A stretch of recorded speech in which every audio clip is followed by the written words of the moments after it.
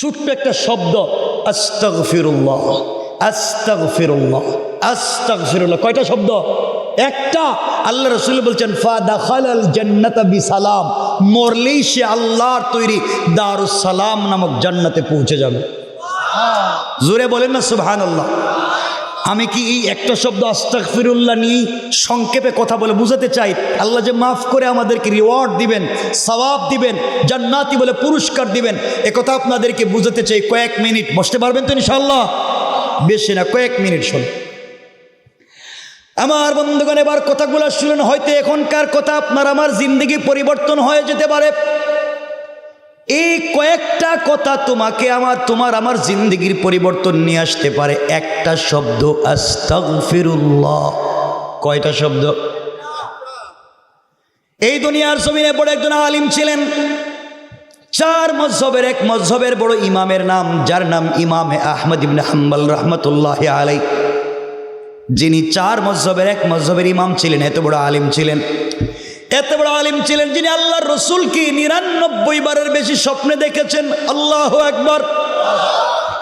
ইমামে আহমদ ইবনে হাম্বল এত বড় বুজুর্গ আলিম ছিলেন, তার জামানায় খলকে কোরআনের মাসআলায় কোরআন মখলুক নাকি মখলুক নেই কথার উপরে বাদশা তাকে নির্যাতন করেছে। জেল গেইটে মাকে দাঁড় করিয়ে শরীর থেকে আঘাত করে চামড়া গোশত উঠিয়ে দিয়েছে, কিন্তু আল্লাহর গোলাম 1 সেকেন্ডের জন্য সত্য থেকে পিছপা হয়ে যায় নাই। ইমামে আহমদ ইবনে হাম্বল এত বড় বুজুর্গ আল্লাহর ওলি ছিলেন। এই পৃথিবীতে সব থেকে বড় হাদিসের কিতাব যেগুলা, এর মধ্যে একটা বড় হাদিসের কিতাব যার নাম মুসনাদে ইমামে আহমদ ইবনে হাম্বল, যার ভিতরে 40,000-এর বেশি হাদিস আছে। এই কিতাবটাও সংকলন করেছেন ইমামে আহমদ ইবনে হাম্বল। পড়েন সুবহানাল্লাহ। এত বড় একজন বুজুর্গ, তার জিন্দেগি থেকে ছোট্ট একটা ঘটনা বলতেছে, ছোট্ট ঘটনা তার জিন্দেগি থেকে। বিশ্বাস হওয়ার জন্য বললাম ইমাম আহমদ কেমন ছিলেন। দেখেন না, আমরা শুধু আস্তাগফিরুল্লাহ পড়ে কোথায় যেতে পারি। ইমাম আহমদ ইবনে হাম্বল রাহমাতুল্লাহি আলাইহি কথাগুলো দিল দিয়ে শোনেন। একদিন হাদিস সংগ্রহ করবার জন্যে, দ্বীনের দাওয়াত দেওয়ার জন্যে ঘর থেকে সকালবেলা বের হলেন। কনকনে শীতের দিন ছিল, কনকনে শীত ছিল। বৃদ্ধ মানুষ ঘর থেকে বের হয়েছেন, অনেক দূর পর্যন্ত পৌঁছে গেলেন দ্বীনের দাওয়াত দিয়া। দিতে দিতে দিতে দিতে তিনি এমন জায়গায় পৌঁছে গেলেন, সন্ধ্যা হয়ে গেল। তিনি আবার চিন্তা করলেন, ইমামে আহমদ ইবনে হাম্বল চিন্তা করলেন, সন্ধ্যা যেহেতু হয়ে গিয়েছে, এখন যদি আমি আমার বাড়িতে ব্যাক করে যেতে চাই, সারা রাত চলে যাবে, বাড়ি পৌঁছতে পারবো না। একদিকে বৃদ্ধ মানুষ, হাঁটতে পারবো না, ঠান্ডা লেগে মরে যাব। 2 নাম্বার, অন্ধকারে চোখে দেখবো না, কোথায় বিপদগ্রস্ত হয়ে যাব। তার চাইতে ভালো এই এলাকার কোথাও যদি মসজিদ পাই, সারা রাত মসজিদে কাটাইয়া দেব। সকালবেলা যখন সূর্যের আলো মিটমিট করে জ্বলবে, ওই আলোতে ঠান্ডাও কেটে যাবে, আমিও হেঁটে হেঁটে বাড়িতে চলে যাব। এই চিন্তা করে ইমামে আহমদ ইবনে হাম্বল পৌঁছে গেলেন একটা মসজিদে, পড়লেন মাগরিবের সালাত। মাগরিবের সালাত পড়ে সকল মুসল্লিরা মসজিদ থেকে চলে গিয়েছে। ইমামে আহমদ ইবনে হাম্বল রাহমাতুল্লাহি আলাইহি বুজুর্গ আল্লাহর ওলি মসজিদের কর্নারে বসে বসে কোরআন তেলাওয়াত শুরু করলেন। কোরআন তেলাওয়াত করতেছেন, কথাগুলো শোনেন। এইভাবে ইশার সময় হয়ে গেল। ইশার সময় হলো, সমস্ত মুসল্লিরা ইশার সালাত পড়লেন। ইশার নামাজ পড়ে মুসল্লিরা মসজিদ থেকে চলে গেলেন। ইমামে আহমদ ইবনে হাম্বল রাহমাতুল্লাহি আলাইহি ইশার নামাজ পড়ে মসজিদের কর্নারে বসে বসে জিকির করতে লাগলেন, কোরআন তেলাওয়াত করতে লাগলেন। এগুলা করতে করতে করতে করতে লম্বা সময় চলে গেল, মসজিদ থেকে বের হলেন না। মসজিদের মুয়াজ্জিন, মসজিদের খাদেম, মসজিদের ইমাম অথবা মসজিদের স্টাফ, মসজিদ কমিটির যে কেউ এসে বলছে, আঙ্কেল আপনাকে চিনলাম না, দীর্ঘক্ষণ হয়ে গেল আপনার জন্য অপেক্ষা করি, আপনি কেন মসজিদ থেকে বের হয়ে যান না? আমরা যে মসজিদের দরওয়াজা লাগাই দিব, রাত্র হয়ে যায়। ইমামে আহমদ ইবনে হাম্বল বলছেন, বাবারে, আমি একজন পথিক মুসাফির, এই এলাকায় আমার বাড়ি না, আমি কোথায় যাব রাস্তাও চিনি না, কোথায় যাব? রাত্র পর্যন্ত মসজিদে থাকতে চাই। ফজরের আজান হলে ফজরের সালাত পড়ে মসজিদ থেকে চলে যাব, ততক্ষণ পর্যন্ত তোমরা আমাকে মসজিদে থাকতে দাও, আমি কোথাও যেতে পারবো না। এলাকায় কোনো আত্মীয় স্বজন নাই, আর আমি বৃদ্ধ মানুষ ঠান্ডায় মরে যাব, আল্লাহর ঘরে রাত্র কাটাবার আমাকে পারমিশন দাও। লোকগুলা বলছে আঙ্কেল আপনাকে চিনি না, অপরিচিত কোনো মানুষকে আমরা মসজিদে থাকবার পারমিশন দিতে পারি না, কারণ জানি না কি ঘটবে আর কি ঘটাবেন। এক পর্যায়ে ইমামে আহমদ ইবনে হাম্বলকে সবাই মিলে মসজিদ থেকে বের করে দিল। পৃথিবী বিখ্যাত বুজুর্গ আলেমকে মসজিদ থেকে বের করে দিল। আল্লাহর গোলাম একবারের জন্য নিজের পরিচয় ওপেন করলেন না, নিজের পরিচয় দিলেন না। তিনি যদি একবার বলতেন আমি ইমামে আহমদ ইবনে হাম্বল, মানুষ বের করে দেওয়া দূরের কথা, এলাকার মানুষ পালাক্রমে তার খিদমতে সারা রাত কাটাইয়া দিত, তার খিদমতে বসে বসে তার কাছ থেকে তসবিহ নিয়া এইগুলা দোয়া দুরুদ নিয়ে রাত্র কাটাইয়া তার খিদমত করতে করতে কাটাইয়া দিত।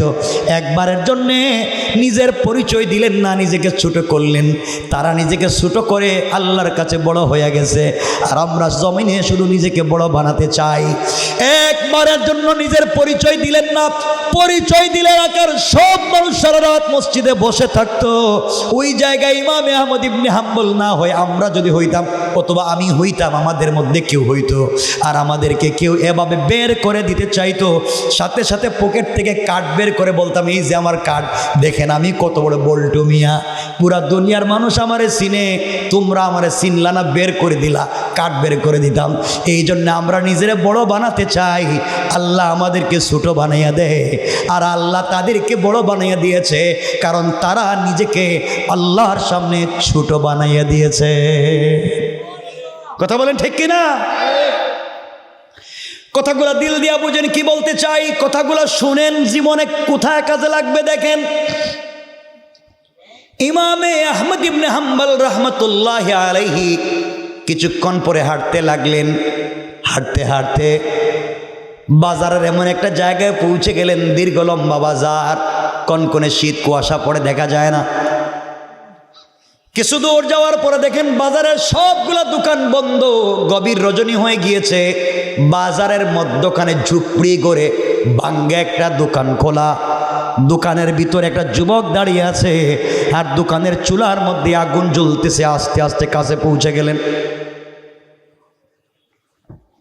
কাছে গিয়ে সালাম দিয়া যুবককে জিজ্ঞেস করলেন, বাবা আমি একজন পথিক মুসাফির, আমার বাড়ি এলাকায় না, অনেক দূর থেকে সফর করে এসেছি, রাত্র হয়ে গিয়েছে, থাকবার কোনো জায়গা নাই, যাবার কোনো জায়গা নাই, রাত্র হয়েছে, আমি রাস্তাও চিনি না, তোমার দোকান কতক্ষণ পর্যন্ত খোলা থাকবে আমি জানতে চাই।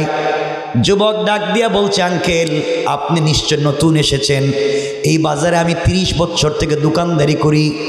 এই বাজারের সবগুলা দোকানই ফজরের পরে দোকান খুলে মাগরিবের আজান হলে বন্ধ করে দেয়, আর একমাত্র কেবলমাত্র শুধুমাত্র আমি দোকানদার, মাগরিবের আজানের পরে দোকান ওপেন করি, ফজরের আজান পর্যন্ত দোকান খোলা রাখি, ফজরের আজান হলে দোকান বন্ধ করে সালাত পড়ে বাড়িতে চলে যাই। এই রাত্রবেলা কি করো?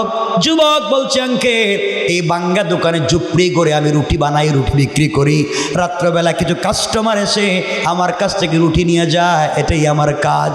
আঙ্কেল আপনি কোত্থেকে আসছেন, আমার কাছে কি চান? এবার ইমাম আহমদ ইবনে হাম্বল বলছেন, বাবারে সারা রাত অবধি যদি তোমার দোকান খোলা থাকে, আমি কি সারা রাত তোমার দোকানের সামনে দাঁড়াইয়া দাঁড়াইয়া তোমার চুলার থেকে আগুন পোহাতে পারবো, তাপ নিতে পারবো, যার মাধ্যমে শরীর থেকে ঠান্ডা কমবে? ফজরের আজান হয়ে গেলে আমিও তোমার মতো চলে যাব। যুবক ডাক দিয়া বলছে, আঙ্কেল বাহিরে দাঁড়াবার দরকার নাই, আপনি দোকানের ভিতরে চলে আসেন, ফজর পর্যন্ত আমিও থাকবো, আপনিও থাকবেন। কথাগুলো এবার বুঝবেন, মনোযোগ দিয়ে শোনো মুসলমান, কি বলতে চাই। যুবকের দোকানে পৃথিবী বিখ্যাত বুজুর্গ আলিম ইমামে আহমদ ইবনে হাম্বল পৌঁছে গেলেন। দোকানের ভিতরে গিয়ে নিজেকে আর সামলিয়ে রাখতে পারলেন না। যুবকও চিনে না, তিনিও যুবককে চিনেন না। দোকানের ভিতরে গিয়ে বুজুর্গ আলেম আর নিজেকে সামলিয়ে রাখতে পারলেন না। তাকাইয়া দেখেন যুবকটা রুটি তৈরি করবার জন্য যখন খামির বানায়, রুটি তৈরি করবার জন্য আটা ময়দা একত্রিত করে, তখনও যুবক পড়ে আস্তাগফিরুল্লাহ, ওই একটা শব্দ পড়ে আস্তাগফিরুল্লাহ, রুটি কমপ্লিট হয়ে গেলে আবার পড়ে আস্তাগফিরুল্লাহ। রুটি তৈরি করে যখন চুলার মধ্যে দে তখনও পড়ে আস্তাগফিরুল্লাহ। রুটি কমপ্লিট হয়ে গেলে নির্ধারিত জায়গায় রাখে, আবার পড়ে আস্তাগফিরুল্লাহ। কেউ যখন তার কাছে রুটি কিনতে আসে আবার পড়ে আস্তাগফিরুল্লাহ। কেউ যখন তার টাকা দেয় নির্ধারিত জায়গায় টাকা রাখে আবার পড়ে আস্তাগফিরুল্লাহ। ইমামে আহমদ ইবনে হাম্বল দেখেন যুবক তো আর কোনো কথাই বলে না, রুটি বানায় রুটি বিক্রি করে আর শুধু আস্তাগফিরুল্লাহ আস্তাগফিরুল্লাহ পড়ে। কৌতূহলবশত জিজ্ঞেস করলেন, জওয়ান কিছু জানতে চাই? যুবক জবাব দাও, কোনো কথা বলছো না, আস্তাগফিরুল্লাহ পড়ো, কারণ কি জানতে পারি? যুবক বলছে, আঙ্কেল 20 বছর বয়স থেকে এখানে দোকানদারি করি, আজ অবধি 30 বছর থেকে দোকানদারি করি, বয়স 50 বছর। আল্লাহর কসম করি জাত ও সিফাতের নামে এই আস্তাগফিরুল্লাহ একটা শব্দ বলবার কারণে আল্লাহ তাআলার কাছে এত জিনিস আমি পেয়েছি, আমার মনে হয় এই পৃথিবীর কোনো মানুষ আমার মতো পায় না। আল্লাহু আকবার, জুড়ে বলেন, আরো জুড়ে বলেন আল্লাহু আকবার। ইমামে আহমদ ইবনে হাম্বল আশ্চর্য হয়ে গেলেন, কি বলতে চাও? এক শব্দ বলে কি পেয়েছো জানতে চাই। যুবক বলছে, আঙ্কেল পৃথিবীর কাউকে কোনোদিন কিছু বলতে চাই না, আপনি কেন চান? যুবকটাকে জিজ্ঞেস করলেন, বাবা বলো না, প্রথমে বলো আস্তাগফিরুল্লাহর কারণ কি, এরপরে বলো কি কি পাইছো। যুবক বলছে, আঙ্কেল আমি রুটি বানাই, রুটি বানাতে গিয়ে সবগুলা রুটি সমান হয় না, কোনোটা রুটি হালকা বড় হয়ে যায়, কোনোটা রুটি হালকা ছোট হয়ে যায়, কোনোটা হালকা কাঁচা থেকে যায়, কোনোটা শক্ত হয়ে যায়। কিন্তু আমি কাস্টমারের কাছ থেকে তো সমান পয়সা নিই, কিন্তু এই যে 19, 20 হলো সবাইকে সার্ভিস সমান দিতে পারলাম না, আমার ও জানতে অনিচ্ছা সত্ত্বে যে ভুল হয়ে গেল, এই জন্য আস্তাগফিরুল্লাহ পড়ি, আল্লাহ তাআলা যেন আমাকে ক্ষমা করে দেয়। আল্লাহু আকবার। আপনি বাজারে রুটি বিক্রি করেন, পরোটার দোকান, আপনার রুটিতেও সব সময় তেল কিন্তু সমান থাকে না, কোন রুটিতে তেল বেশি হয়, কোনোটায় কম হয়ে যায়। আপনি চা বিক্রি করেন, কাপের মধ্যে সব সময় চা সমান দিতে পারেন না, কিন্তু কাস্টমার থেকে টাকা ঠিকই সমান নেন। আপনি ভাত বিক্রি করেন, আপনি যখন এক্সট্রা ভাত দেন সবার প্লেটে সমান ভাত দিতে পারেন না, কমে যায় বেশ হয়ে যায়, কিন্তু পয়সা সমান নিয়েছেন, আল্লাহর কাছে জবাব দেওয়া লাগবে, আপনি মিজান ঠিক করতে পারলেন না, আপনি ওজন ঠিক করতে পারেন নাই, জবাব দিবেন। এই জন্য আপনাকেও বাঁচবার জন্য আস্তাগফিরুল্লাহ পড়তেই হবে আমার বন্ধুগণ, কারণ আপনি হিসাব সমান করেন নাই। যুবক বলছে, আঙ্কেল 30 বছর থেকে আস্তাগফিরুল্লাহ পড়ে পড়ে আমি কি পাইছি আপনি জানতে চাইলেন, তাহলে শুনতে থাকেন আমি কি পাইলাম। 1 নাম্বার, 30 বছর থেকে আস্তাগফিরুল্লাহ পড়ে দোকানদারি করি, শুধুমাত্র মাগরিব থেকে ফজর পর্যন্ত দোকানদারি করি। এই 30 বছর এই ঝুপড়ি ভাঙ্গা দোকানে রুটি বিক্রি করি। আস্তাগফিরুল্লাহ পড়বার কারণে আল্লাহ তাআলা আমার ব্যবসায় আর আমার সম্পদে আমার টাকা এত বারাকা দিয়েছেন, এই ভাঙ্গা দোকানে রুটি বিক্রি করা পয়সা দিয়া 50 জনের বেশি আমার পরিবারের সদস্য, তাদেরকে খাওয়াই। এলাকার মসজিদ, মাদ্রাসা, ইয়েতিমখানা, গরিবদেরকে দান করি। এত দান খায়রাত সাদাকা করবার পরেও মাস শেষে দেখা যায় আমার পকেটের টাকা শেষ হয়ে যায় না। আরো জোরে পড়েন না সুবহান। আঙ্কেল আল্লাহ তাআলা আমাকে তো বারাকা দিয়েছেন, আস্তাগফিরুল্লাহ পড়ি, আমার রিজেকে কোটি কোটি টাকার বারাকা হয়ে গিয়েছে। 2 নাম্বার, আমি আস্তাগফিরুল্লাহ পড়ি 30 বছর থেকে, আমার বয়স 50। এই 50 বছরে আমার বডিতে জটিল কঠিন রোগ হওয়া তো দূরের কথা, আজ পর্যন্ত আল্লাহ তাআলা আমাকে এমন সুস্থতার নিয়ামত দিয়েছে, আমার বডিতে জ্বর সর্দি কাশির মতো সাধারণ কোনো রোগও দেয় নাই। পড়েন সুবহানাল্লাহ। 1 নম্বরে কোটি টাকার মালিক বানাইছে, 2 নম্বরে সুস্থতার নিয়ামত দিয়েছে, 3 নম্বরে আঙ্কেল আস্তাগফিরুল্লাহ পড়ে যাই, এই আস্তাগফিরুল্লাহ পড়বার কারণে আমার বয়সী কত মানুষ মারা গেল, কিন্তু আজ পর্যন্ত আল্লাহ তাআলা আমাকে বাঁচিয়ে রেখেছেন। আস্তাগফিরুল্লাহ পড়বার কারণে আল্লাহ তাআলা আমার হায়াতে বারাকা দিয়েছেন। 4 নম্বর পুরস্কার জানতে চাইলেন আঙ্কেল। এই 30 বছর থেকে আমি আস্তাগফিরুল্লাহ পড়ে যাই। এই আস্তাগফিরুল্লাহ পড়বার কারণে 30টা বছরে 35 বারের বেশি আল্লাহর রাসূলকে আমি স্বপ্নে দেখেছি। পড়েন না সুবহানাল্লাহ, আল্লাহু আকবার বলেন। ইমাম আহমদ ইবনে হাম্বল তো আশ্চর্য, বলে কি পড়ে শুধু আস্তাগফিরুল্লাহ 1 নম্বরে কোটি টাকার মালিক হইছে, 2 নম্বরে সুস্থতার নিয়ামত পাইছে, 3 নম্বর হায়াতে বরকত পাইছে, 4 নম্বর নবীজির স্বপ্নে দেখছে। পড়ে শুধু একটা আস্তাগফিরুল্লাহ। কৌতূহলে জিজ্ঞেস করলেন 5 নম্বর আর কি পাইছে? এবার যুবক বলছে আঙ্কেল 5 নম্বরে যেটা পেয়েছি আপনি জানতে চাইলেন, তাহলে শোনেন 5 নম্বরে কি পাইলাম। আমার কাছে, আমি রুটিওয়ালার কাছে এলাকার মানুষ কত বিষয় নিয়ে দোয়া চায়। আমি রুটিওয়ালা, আমার কাছে যত মানুষ তাদের আশয় বিষয় নিয়ে আমি আমার জন্যে, এলাকার মানুষের জন্য যখন কেউ দোয়া চায়, আমি আস্তাগফিরুল্লাহ পড়ে পড়ে হাত উঠাইতে দেরি হয়, আমার দোয়াকে আল্লাহ তাআলা কবুল করতে দেরি করে না। ইমাম আহমদ ইবনে হাম্বল বলছেন, যুবক তাহলে নিশ্চয় তুমি মুস্তাজাবুদ দাওয়া, তোমার দোয়া তো আল্লাহ কবুল করে নেই। যুবক বলছে আঙ্কেল আমি মুস্তাজাবুদ দাওয়া কিনা আমি জানি না, আমি বলতে পারবো না, কিন্তু আমার দোয়া কবুল হয়ে যায়, এতে কোনো সন্দেহ নাই। জবাব দিচ্ছেন ইমাম আহমদ ইবনে হাম্বল, যুবকরে 30 বছরে আস্তাগফিরুল্লাহ পড়ে কোটি টাকার মালিক হইলা, 2 নম্বরে তুমি সুস্থতার নিয়ামত পাইলা, 3 নম্বরে হায়াতে বরকত পাইলা, 4 নম্বরে আল্লাহ রসুলকে স্বপ্নে দেখার সুযোগ পাইলা, 5 নম্বরে মুস্তাজাবুদ দাওয়া হইলা। এত এত পাওনা, এত এত মুহাব্বত শুধু পাইছো আর পাইছো, তোমার জিন্দগিতে কোনো কষ্ট নাই, শুধু সুখ আর সুখ। রুটি বিক্রি করো গভীর রাত্রে ভাঙ্গা দোকানে বইসা, তোমার মতো সুখী মানুষ আর নাই, তোমার মতো আনন্দওয়ালা আনন্দ চিত্তের মানুষ আর নাই রে যুবক। মনে করছিলাম মনে মনে, ইমামে আহমদ ইবনে হাম্বল বলে, মনে করছিলাম আমি তো জমানার বড় আলেম, আমি তো ইমামে আহমদ ইবনে হাম্বল, এখন থেকে বাঙ্গা দোকানে জোয়ান রুটি বিক্রি কইরা আমার চাইতেও আল্লাহর সঙ্গে গভীর রাত্রে ভালো সম্পর্ক করছে। কোন ঠিক কিনা?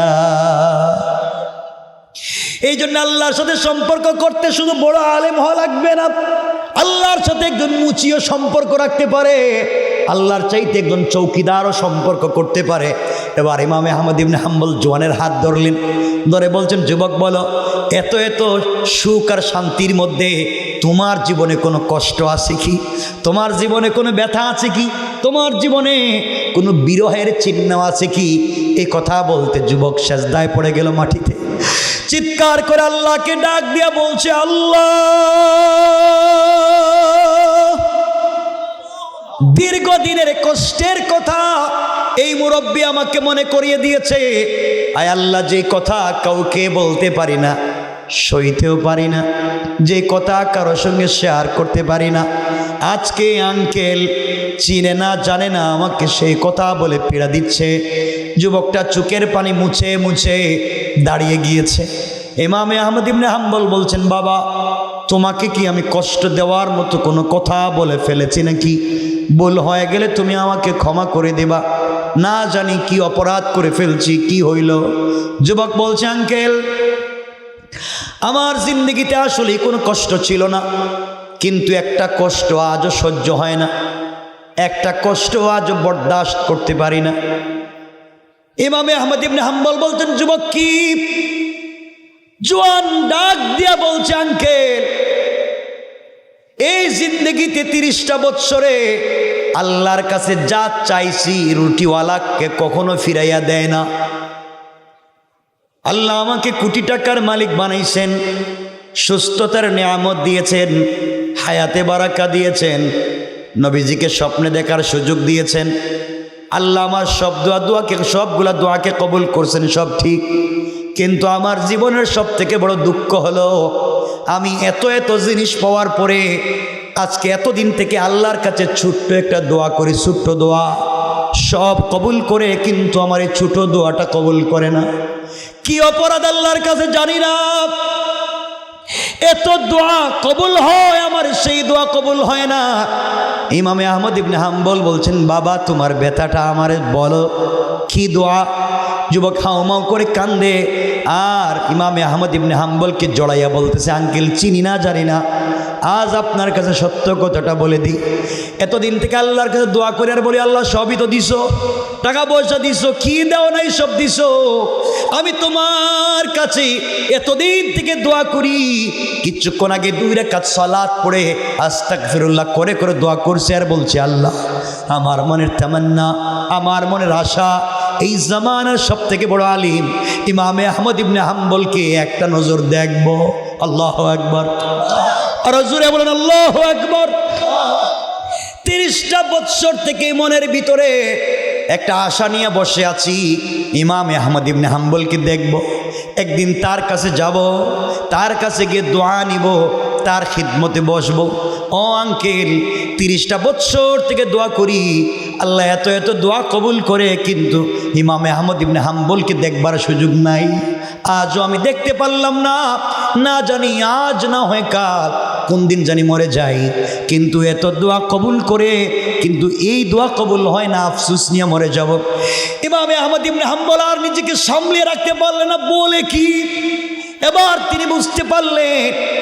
তিনি বুঝতে পারলেন আল্লাহ তাআলা কেন তাকে ঘর থেকে বাইর করে, হাঁটাইয়া হাঁটাইয়া এই বুড়া মানুষে মসজিদ থেকে তাড়াইয়া দিয়া সারা রাত অন্ধকারের মধ্যে বাজারে রাইখা যুবকের কাছে আনছে।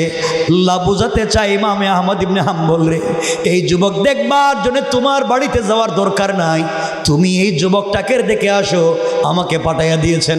এবার ইমামে আহমদ ইবনে হাম্বল যুবকটাকে জড়াইলেন, আর চোখের পানি ছেড়ে ডাক দিয়া বলছেন, যুবক তুমি ইমামে আহমদ ইবনে হাম্বলকে দেখতে চাও, আর আল্লাহ তাআলা আজকে ইমামে আহমদ ইবনে হাম্বলকে ঘর থেকে বের করে সারা রাত দিন রাস্তায় হাঁটাইয়া হাঁটাইয়া অন্ধকারে বাজারে আইনা কিছুক্ষণ আগে তোমার দোকানের সামনে দাঁড় করাইয়া এখন যেই মুরব্বী বুড়া মানুষটা তোমারে জড়াইয়া ধরে কাঁদতেছি, আমি আর কেউ না, আমি হলাম সেই ইমামে আহমদ ইবনে হাম্বল।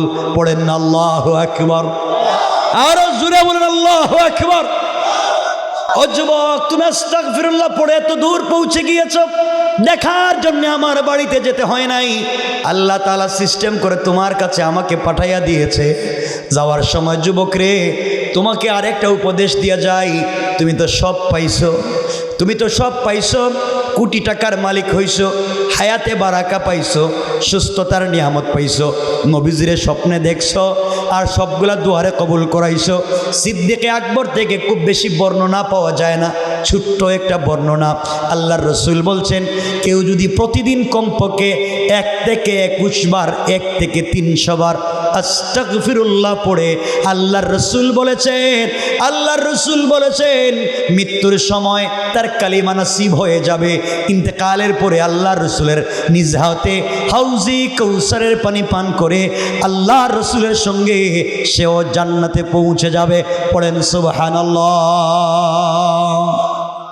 পরিষ্কার করে বুঝবেন, শুধু কালিমা জানলে বুঝলে পড়লেই মুসলমান হওয়া যায় না। আবার বলছি, শুধুমাত্র কেবলমাত্র কালিমা জানলে বুঝলে পড়লেই মুসলমান হওয়া যায় না। যতক্ষণ পর্যন্ত আমার পা থেকে মাথা পর্যন্ত বাস্তব লাইফে আল্লাহর তাওহীদ আর রাসূলের রিসালাত, আল্লাহ রসুলের পুরা জিন্দেগি আমার জিন্দেগিতে না আসবে, একবার কেন 1 কোটি বার কালিমা পড়লেও আল্লাহর সামনে মুসলমান পরিচয় নিয়ে দাঁড়াতে পারবো না, যদি আল্লাহ রসুলের আদর্শ আমার কাছে না থাকে। কেন বললাম কথাটা ভালো করে বুঝবেন। যারা ইউনিভার্সিটিতে পড়েছেন অথবা ইউনিভার্সিটিতে পড়ছেন, যারা অনার্স করেছেন অথবা করছেন, আপনারা জানেন বিভিন্ন ইউনিভার্সিটিতে ইসলামিক স্টাডিজ নামে একটা বিভাগ আছে না নাই? ওখানে ইসলাম নিয়ে গবেষণা করে মুসলমানদের পাশাপাশি অনেক হিন্দু, বৌদ্ধ, ইহুদি, খ্রিস্টান ছাত্র আছে না নাই? বলেন আছে না নাই? তারা কোরআন থিসিস করে, অ্যানালাইজ করে, গবেষণা করে আপনাদের কাছে আমার জিজ্ঞাসা, যারা কোরআন হাদিস থিসিস করে গবেষণা করে পিএইচডি ডিগ্রি নেয়, তারা কম জানে না বেশি জানে? কথা বলেন, কম পড়েছে না বেশি পড়েছে? কম বুঝেছে না বেশি বুঝেছে?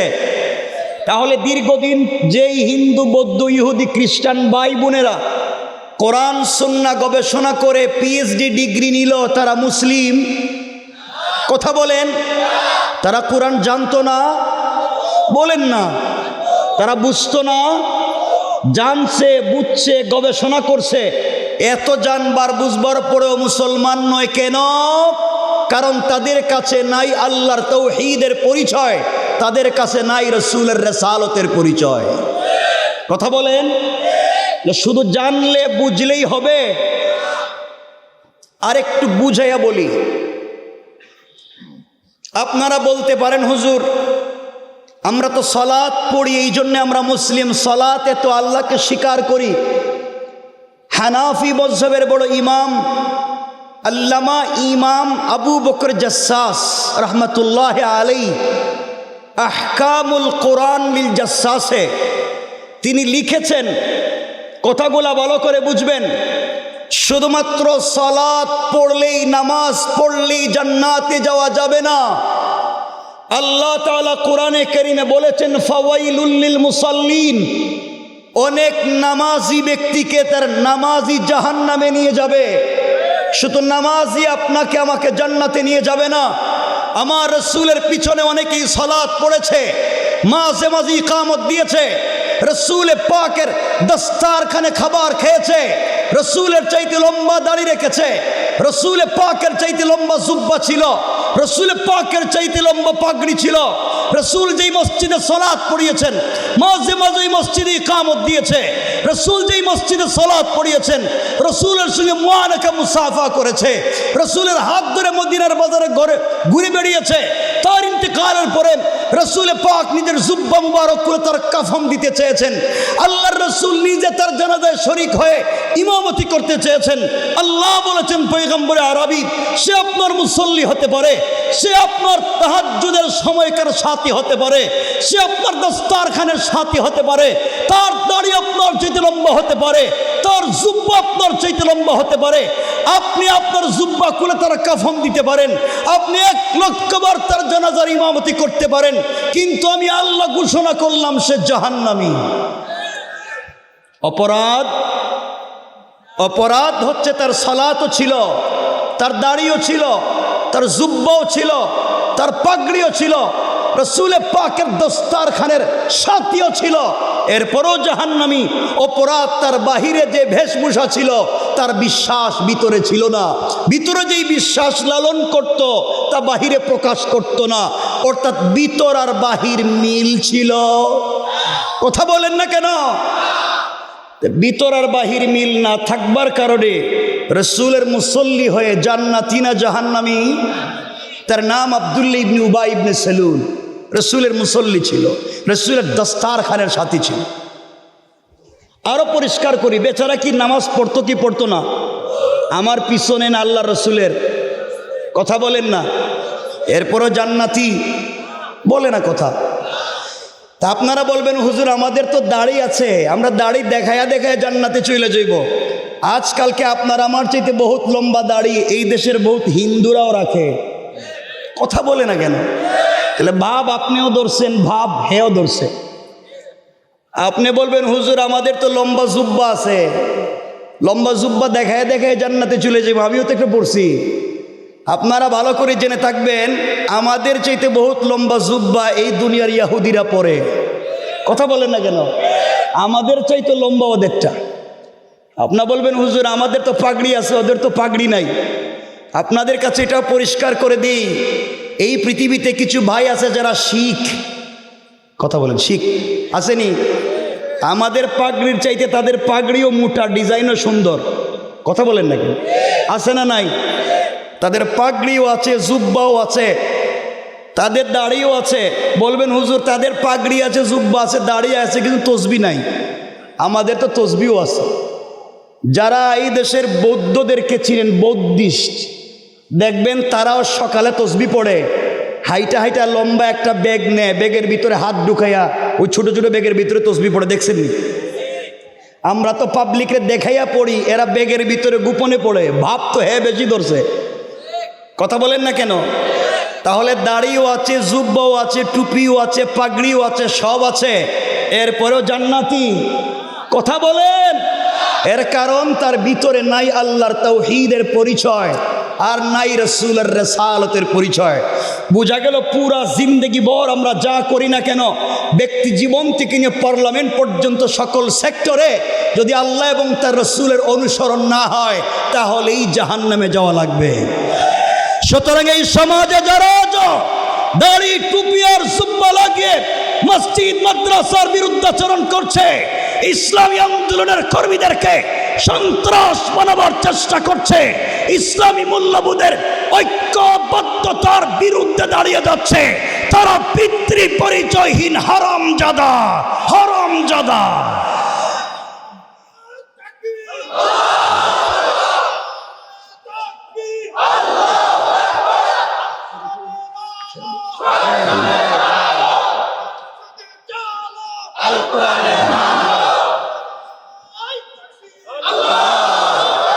মনে রাখবেন মুসলমানের কথা পরিষ্কার, এই দেশ মুসলমানদের দেশ, আলেম ওলামার দেশ, অলিয়া উলিয়ার দেশ, গাউস কুতুবের দেশ, মাদ্রাসা মসজিদের দেশ, আযান ইকামতের দেশ, কোরআন সুন্নাহর দেশ, ইসলামী আন্দোলনের কর্মীর দেশ।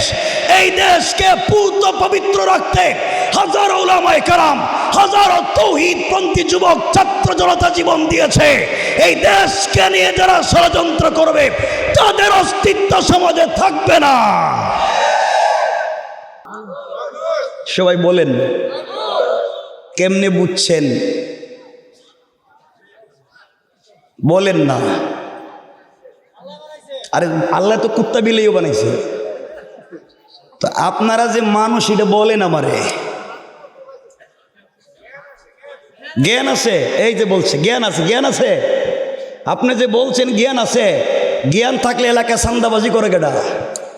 জ্ঞান থাকলে পাবলিকের জায়গা জমি দখল করে কে? জ্ঞান থাকলে একজনের জায়গা আর একজনের নামে বুয়া জাল দলিল বানায় কে? কথা বলেন না কেন? এগুলো আছে না নাই? তাহলে আমি কিছু বলতাম নি, কষ্ট পাবেন তো? কষ্ট পাইলে আপনাদের লাভ কি আর আমার লাভ কি?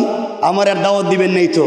আমিও চিন্তা করছি কিয়ামত পর্যন্ত পয়সা থাকলে আইতামই না, তাইলে তো সমাধান হয়ে গেল আগেই। তাহলে বইলে দিই। আপনারা মনে করতে পারেন আমরা সকলে মানুষ। আল্লাহ তাআলা বলছেন, ওয়ালাকাদ দারানা লিজাহান্নামা কাসীরাম মিনাল জিন্নি ওয়াল ইনস লাহুম কুলুবুন লা ইয়াফকাহুনা বিহা। আল্লাহ বলছেন এরা কারা? আমি তো অনেক মানুষকে আর জিন্নাতকে জাহান্নামে দিতে চাই। অপরাধ কি? তাদের কলব আছে, তাদের দিল আছে, এই দিল দিয়া চিন্তা করে না। তাদের কান আছে, কান দিয়া ভালো জিনিস শুনে না। চোখ আছে, চোখ দিয়া ভালো জিনিস দেখে না। রব বলেছেন তাদের হাত আছে, পা আছে, পঞ্চ ইন্দ্রিয় আছে, দেখতে মানুষের মতো মনে হয়। রব বলেছেন উলাইকা কাল আনআম, এরা মানুষ নয়, এরা চতুষ্পদ জন্তুর মতো। পরে বলছেন বালহুম আদল, তার চাইতে আরো খারাপ। হাত পা নাক কান চোখ মুখ থাকবার পরেও আল্লাহ বলছেন কুকুরের চাইতেও খারাপ। এর কারণ হলো কুকুর সারা রাত সারা দিন মালিক তারে পিটায়, মালিক তারে রক্তাক্ত করে, মালিক কুরমা পোলাও খায়, কুকুরকে শুধু হাড্ডি দেয়, কুকুরকে উচ্ছিষ্ট খাবার দেয়। এগুলা খায়াও কুকুর মালিকের সঙ্গে প্রতারণা করে না, সারা রাত জেগে মালিকের বাড়ি পাহারাদারি করে। আমরা মালিকের কাছ থেকে এত কিছু পাওয়ার পরেও দুনিয়া এসে মালিকের আইনের বিরুদ্ধে দাঁড়িয়ে যাই। আল্লাহ বলছেন তোমরা কুকুরের চাইতেও খারাপ।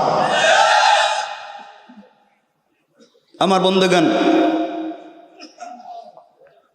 সমাজ নষ্ট। প্লিজ কেউ উঠবেন না। মাশাআল্লাহ চলে এসেছেন, ভাল লাগতেছে, উঠবেন না, শুনেন।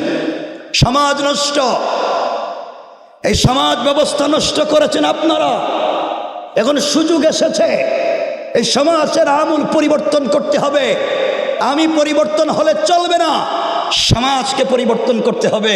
আপনাদের এলাকায় ইমাম নিয়োগের সময় কত পরীক্ষা করেন ইমাম সাহেব আমানতদার কিনা, ইমাম সাহেব সুদ খায় কিনা, ইমাম সাহেব সুদের লেনদেন করে কিনা, ইমাম সাহেব বেঠেনি, ইমাম সাহেব খাটোনি, ইমাম সাহেব লম্বানি, দেখতে সুন্দর নি, দেখতে কালো নি, আওয়াজটা কেমন, পেটটা মুটানি, সুন্দর আছেনি, কত কিছু আপনারা দেখেন না, কথা বলে না কেন? অথচ ইমামের কাছে কি আপনাদের এলাকার মেয়ে বিয়ে দিয়ে দুলাভাই বানাইবেন? তাহলে এত কিছু দেখেন কেন? এত কিছু দেখেন কেন?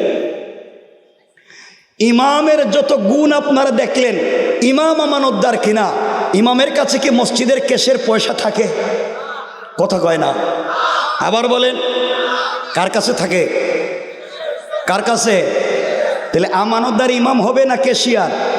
বলেন আপনারা কোন না, আমানতদার ইমামের দরকার না কেশিয়ারের? দেখা যায় ইমাম আমানতদার আর কেশিয়ার এলাকার সব থেকে বড় বদমাইশ আর টাটকা ধান্দাবাজ। তাহলে হইল কেমনে?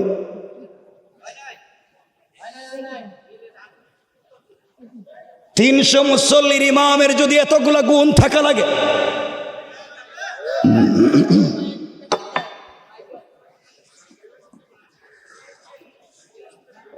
শুনেন, 300 জন মুসল্লির ইমামের যদি এতগুলা গুণ থাকা লাগে, তাহলে 20 কোটি মানুষের ইমাম যিনি হবেন পার্লামেন্টে, তাহলে তাকে মসজিদের ইমামের চাইতে বড় আমানতদার হওয়া লাগবে, কোন ঠিক কিনা? সুতরাং আমরা বাংলাদেশের পূত পবিত্র সংসদে কোন চান্দাবাজ, কোন দুর্নীতিবাজ, কোন জায়গা জমি দখলকারী বদমাইশকে সংসদের নেতা বানাতে চাই না। খারাপ লাগে আমার কথা? খারাপ তো লাগছে, এতদিনই গেলাম আমি তো দেশ থেকে ভাগ্যা, এখন লাগাইলের কি হইব?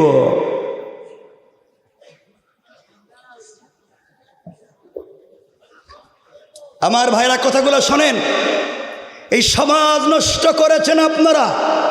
এই যে এখানে বসেছেন, কি সুন্দর দাড়ি টুপি জুব্বা, কি সুন্দর অলিয়া উলিয়ার মতো দেখা যায় ভাব, অথচ সমাজ খাইয়া এখানে অলিয়া উলিয়ার মতো বসে রয়েছে, সব খাইয়া শেষ। কি ভাব ধরছেন, কি ভাব ভঙ্গি ধরছে? এই সমাজ ব্যবস্থা নষ্ট করেছেন আপনারা।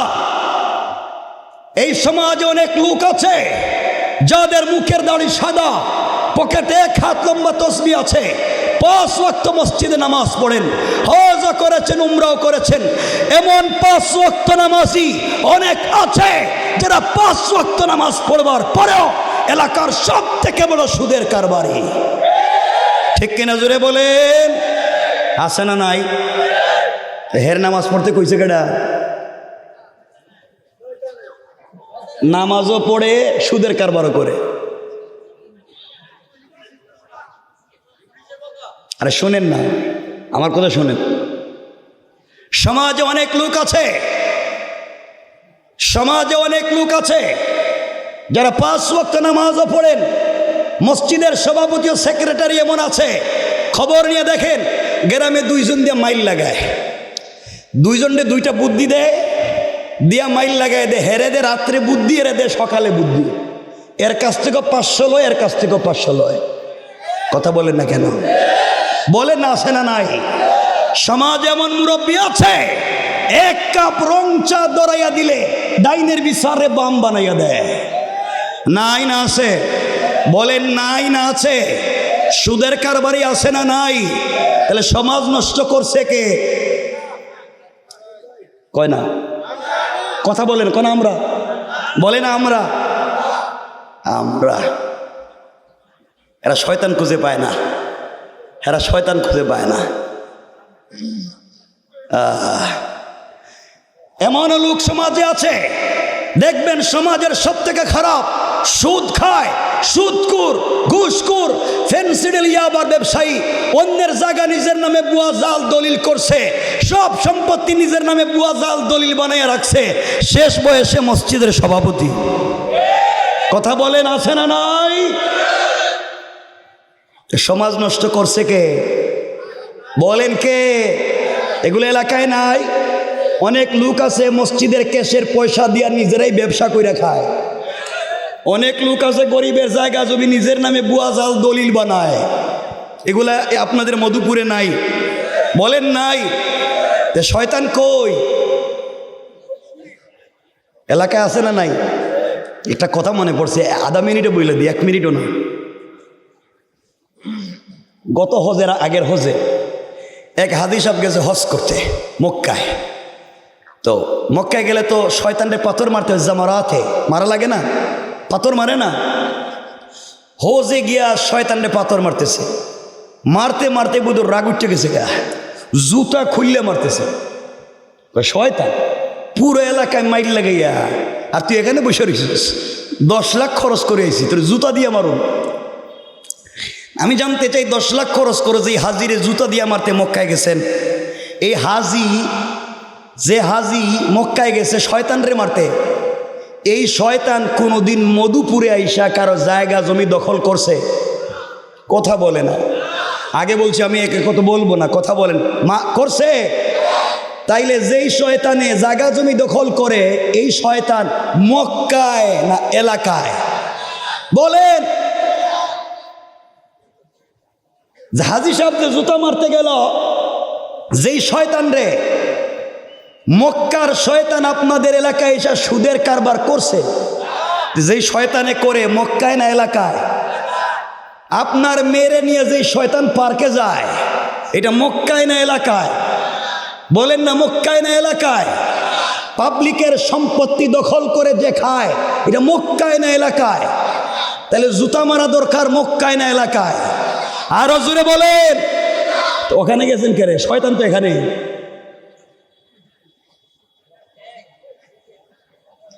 সুতরাং সমাজে যেই শয়তানেরা সুদ খায়, সমাজে যেই শয়তানেরা ঘুষ খায়, সমাজে যেই শয়তানেরা যুবকদের হাতে ফেন্সিডিল ইয়াবা উঠিয়ে যুবকদের জীবনকে ধ্বংস করে দেয়, জুতা যদি মারতেই হয়, এই সমাজের শয়তানদেরকে আগে মারা দরকার। কোন ঠিক কিনা? এজন্যে আজকের ওয়াজের মূল শব্দ প্রতিপাদ্য হলো ভালো হয়ে যাও। এলাকায় যারা সুদের কারবার করো, ভালো হয়ে যাও। যারা ঘুষের কারবার করো, ভালো হয়ে যাও। যারা পাবলিকের সম্পত্তি দখল করো, ভালো হয়ে যাও। যারা 500 টাকা খায়া পঞ্চায়েতের বিচার করো, ভালো হয়ে যাও। নচেত যুবকেরা ছাড়বে না। কোন ঠিক কিনা? তাহলে আজকের ওয়াজের মূল প্রতিপাদ্য কি? সবাই কন্যা সকালে ঘুম থেকে উঠে দেখছেন এক মুরব্বী দিকে যাইতেছে, 500 টাকা খাইয়া গ্রামের মাতবরি করে বিচার করে, পিছনে গিয়ে সালাম দিয়ে কইবেন, আঙ্কেল ভালো হইয়া যা। ঘটনা কি রে? তো কালকের ওয়াজ মনে লাগিয়ে গেছে গা। কথা বলেন না কেন? ইনশাল্লাহ সমাজ পরিবর্তন হওয়া দরকার আছে না নাই? জোরে বলেন, আছে না নাই? কিভাবে করতে হবে? খুব সংক্ষেপ কথা, আপনাকে আমাকে কোরআনের দিকে যেতে হবে। এই যে সমস্যা সমাজে, সমাজ নষ্ট, পরিবার নষ্ট, রাষ্ট্র নষ্ট, এই সকল জায়গায় কোরআনের দরকার আছে না নাই? কোরআনে কারীমের 13 নম্বর পারা 14 নম্বর সূরা ইব্রাহিমের প্রথমেই আল্লাহ বলছেন, আলিফ লাম রা কিতাবুন, কোরআন এমন একটা কিতাব, আনজালনাহু ইলাইকা, রাসূল যা আপনার প্রতি অবতীর্ণ হয়েছে, লিতুখরিজান নাসা মিনাজ যুলুমাতি ইলান নূর, যে কোরআন একটা ম্যাগনেটিক লাইট, যা অন্ধকারাচ্ছন্ন সমাজকে আলোকিত করতে পারে, আলোর পথ দেখায়। এই জন্য কোরআন ছাড়া এই সমাজে শান্তির, কোরআন ছাড়া এই সমাজে আলোকিত করবার বিকল্প কোন রাস্তা? এতটুকুন বুঝছেন নি? তাহলে সমাজের নোংরামি থেকে সমাজকে বাঁচাতে হবে কোন পদ্ধতিতে? বলেন না, কোরআনের পদ্ধতিতে। আমরা যারা এখানে বসছি, আমার তো মনে হইতেছে এখানকার প্রত্যেকটা মানুষ কম বেশ মুনাফিক। সব। আপনারা কবেন এটা রাইট না, আপনি শব্দ চয়ন ভালো করেন নাই। আমি তো শুধু শব্দটাই বলছি, আর কিছু কইনি। আবারও বলছি, মুনাফিক কার নাম আগে বলছিলাম? যার কথায় কাজে তার নাম। বলেন না, তার নাম। যার ভিতর বাহির মিল নাই তার নাম। আপনারা বলেন তার নাম। আপনারা মসজিদে নামাজ পড়েননি? নামাজ পড়েন কার হুকুমে, কার তরিকায়? রসুলের। কার হুকুম, কার তরিকা? মসজিদে গিয়ে নামাজ পড়লেন আল্লাহর হুকুমে, মসজিদে গিয়ে নামাজ পড়লেন রসুলের তরিকা। যেই কোরআন দিয়া মসজিদে নামাজ পড়লেন আল্লাহর হুকুমে, যেই কোরআন দিয়া মসজিদে নামাজ পড়লেন রসুলের তরিকায়, এই কোরআন দিয়া বাজারে ব্যবসা বাণিজ্য করার বিধান নাই? এই কোরআন দিয়া বিয়া শাদির বিধান নাই? এই কোরআন দিয়া লেনদেন করার বিধান নাই? তাহলে আপনি মসজিদের ভিতরে বলছেন ইয়াকা না'বুদু ওয়া ইয়াকা নাস্তাঈন, আল্লাহ ইবাদত একমাত্র আপনার, সাহায্য একমাত্র আপনার কাছেই। সব যে বললেন আল্লাহ তোমার হুকুম মতো চলি, তোমার হুকুম মতো চলবো, রসুলের তরিকায় চলি, রসুলের তরিকায় চলবো, এই কথাগুলা বইলা সালাম ফিরাইয়া দোয়া দুরুদ কইরা মসজিদ থেকে বাইরিয়া এই নামাজি ওজনে কম দেয়। কথা বলেন না কেন? তে মসজিদে হুকুম মানছি কার, কার? আর ওজনে কম দিয়া হুকুম মানছি কার? তাহলে মসজিদের কাজে বাহিরের কাজে মিল আছে? বলেন মিল আছে? যার মিল নাই তার নাম, বলেন তার নাম। অনেক হাজি সাহেব আছেন, হজ করেন, দাড়িও রাখছে, তসবিও পড়ে, এতেকাফও করে, তাবলিগেও যায়, দিনেরও কাজ করে, সব ঠিকঠাক, কিন্তু নিজের মেয়ের বিয়ের সময় 10 লাখ খরচ করে গায়ে হলুদ করে। কথা বলেন না কেন? তাহলে এই কামটা কার তরিকায়? নামাজ কার হুকুমে? আর এই যে কাজ করলো কার তরিকায়? তাহলে কিছু কাজ আল্লাহর, কিছু কাজ শয়তানের, তার নাম বলেন, তার নাম। দেখুন তো আমরা কি। এই জন্যে আমার মুসলমান বন্ধুগণ কথাগুলা দিল দিয়া শুনেন কি বলতে চাই।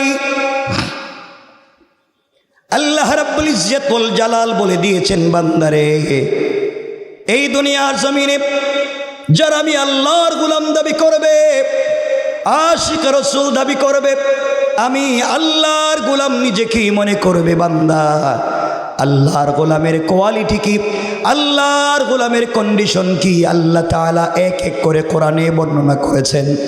আল্লাহ তাআলা কোরআনে কারীমের 19 নম্বর পারা 25 নম্বর সূরা, সূরা আল ফুরকানের 63 নম্বর আয়াত থেকে এক এক করে আল্লাহ তাআলা তার বান্দার কোয়ালিটি বর্ণনা করেছেন। 4টা আল্লাহর রাসূল জানিয়ে দিয়েছেন, এই 4 গুণ যেই ব্যক্তি অর্জন করতে পারবে, আল্লাহ তাআলার জান্নাতুল ফিরদাউস এবং দারুস সালাম নামক জান্নাতে পৌঁছে যাবে। সুবহানাল্লাহ, জোরে বলেন। কয়টা গুণ? কয়টা? পারবো তো ইনশাল্লাহ? গ্রহণ করতে পারবো ইনশাল্লাহ? খুব বেশি বলার সুযোগও নাই, যেহেতু লম্বা জার্নি, ওখানে ঠান্ডা ওখানে গরম, ওটা মিক্স হয়েছে। আমি কালকে থেকে কথাই বলতে পারি না, কালকে থেকে তো কথা বলতে পারতেছিলাম না, এরপর আজকে এসেছি। তো এই ভাঙ্গাচোরা কিছু কথা বলবো, রাগ করেন না, এভাবেই ভাঙ্গাচোরা শুনতে হবে আজকে। তাহলে একজন মানুষ জান্নাতে যেতে গেলে গুণ লাগবে কয়টা? সর্বনিম্ন কয়টা? না শুনেন, 1 নম্বর গুণ আল্লাহ বললেন, ওয়াইবাদুর রহমানিল্লাযীনা ইয়ামশুনা আলাল আরদি হাওনা। আল্লাহ রাব্বুল ইজ্জত ওয়াল জালাল বলছেন, মুসলমানেরা দুনিয়ার জমিনে যারা আমি আল্লাহর গোলাম দাবি করবে, যারা আমি আল্লাহর গোলাম নিজেকে মনে করবে, আল্লাহর গোলামের 1 নম্বর গুণ হলো এই গোলাম দুনিয়ার জমিনে চলার পথে কোনোদিন অহংকার করতে পারে না। আল্লাহর গোলামের 1 নম্বর গুণ কি? অহংকার করা যাবে। আমরা অহংকার করিনি? না না, আমরা তো ফেরেশতা, আমরা অহংকার করবো কেন? দেখবেন যাদের পয়সা আছে, গাড়ি আছে, বাড়ি আছে, সম্পদের অভাব নাই, সম্পদের কারণে, ক্ষমতার কারণে অনেকে অহংকার করে। আল্লাহ চাইলে 1 সেকেন্ডের ভিতরে 10 তলার থেকে থাবড়াইয়া গাছতলায় নামাইয়া দিতে পারে।